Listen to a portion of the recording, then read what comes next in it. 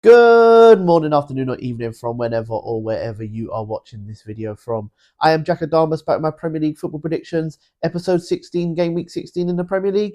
Let's get straight into it. We start game week 16 with the 3 o'clock kickoff on Saturday between Arsenal and Everton. Now, Arsenal do come into this game off a 3-0 victory in the Champions League midweek against Monaco, and in the Premier League this calendar year, they have got over an 80% win ratio on home soil, which leaves them their best home form in the league since 2007. Everton's game with Liverpool got postponed last week, so they have had an extra week's rest. Now, will that help or hinder them? Only time will tell. Arsenal have beat Everton a record 102 times in top flight football. That is an English league record, and I reckon that will continue this weekend as Arsenal win here 3-0. Next up, we travel to Anfield as Liverpool host Fulham. Now, Liverpool did win last weekend, even though they didn't play, as 2 out of the 3 teams behind them did drop points. They did win against Girona in the Champions League midweek, but on any other day, that could have easily been a draw in that one. Fulham picked up a point against Arsenal last time out, and they will be looking to pick up more points here against other title contenders Liverpool, as since 2021 March, they are only one of 4 teams to beat Liverpool at Anfield in the Premier League. Liverpool have won 12 of the 13 home games they've played this season in all competitions, and they have kept 8 clean sheets in that time. I do think they'll win here, but I can't see them keeping a clean sheet, as I reckon they'll win here in a hard-fought 2-1 victory. Next up, we have Newcastle at home to Leicester. Now, Newcastle are struggling this season and they find themselves 12th in the table, and they are on a run of 4 games without a victory. However, with that being said, they have won 2 and drawn 1 of their last 3 head-to-heads at home to Leicester.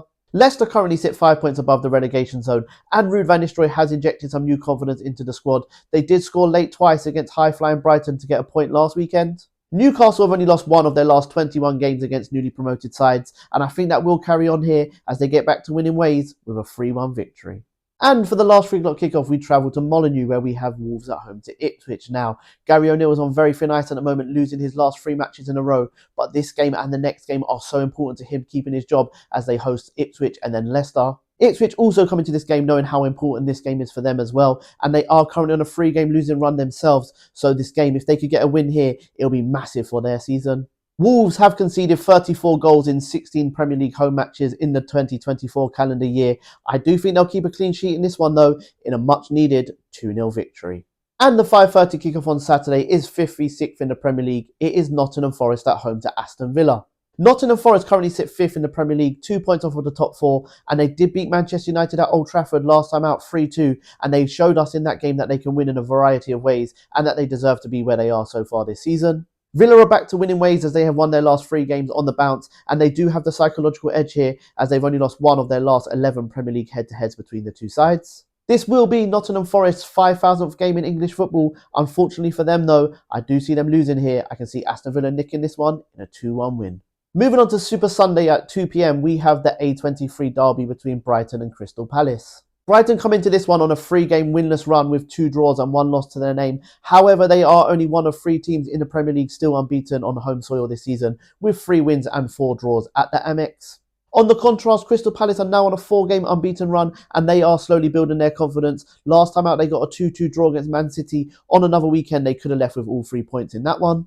Brighton have won their last 2 home games against Crystal Palace, and I think this one will be 3rd time a charm, as I reckon they'll win here in a 2-0 win. And the second game on Super Sunday is game of the weekend. It is the Manchester derby between the blue half of Manchester and the red half of Manchester. It is City vs United. Man City are declining, and it is crazy just how bad that decline is. They have got 1 win in their last 10 matches, and in those 10 matches they have got 7 defeats, which, are you ready for this? Listen to how bad this statistic is. They have got the same amount of defeats in their last 10 matches as they did in their previous 105 games. After watching Manchester United's last few matches, I can see Amarin's vision here, but I just can't see the players buying into it. I can only see 2 or 3 players being good enough to fit into his style of play. The last time Manchester United lost 4 consecutive visits to Man City was between 1952 and 1955, and I think that is the motivation that Man City need here to get the victory. I think they will get back to winning ways in this one with a 3-1 victory over their neighbours. And at 7 p.m. on Sunday, we have the West London derby between Chelsea and Brentford.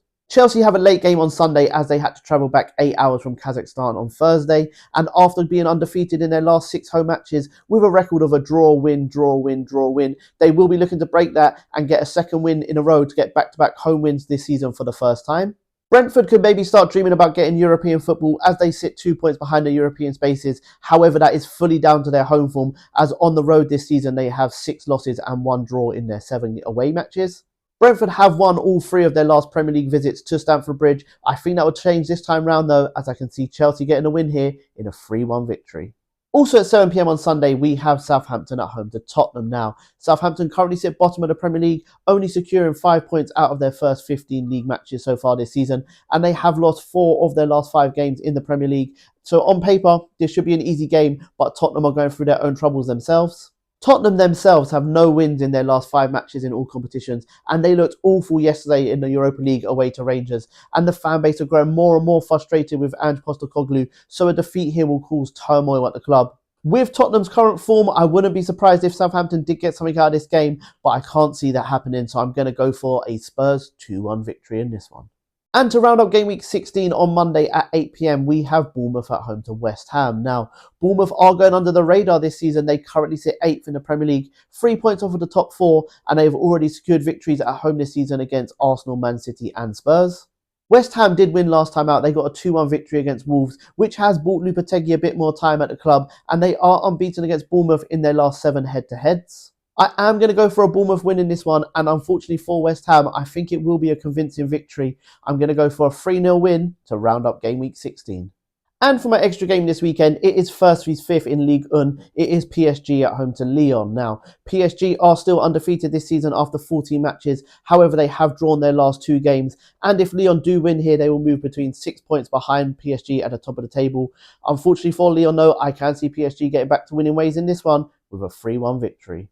Thank you very much if you are still here at the end of my video. I really do appreciate the love and support I've been getting from you guys. Please do continue to like, share, follow, but most importantly, subscribe to the YouTube channel. Have a good weekend, guys. And remember, if you don't shoot, you can't score. Bye, guys. Have a good weekend.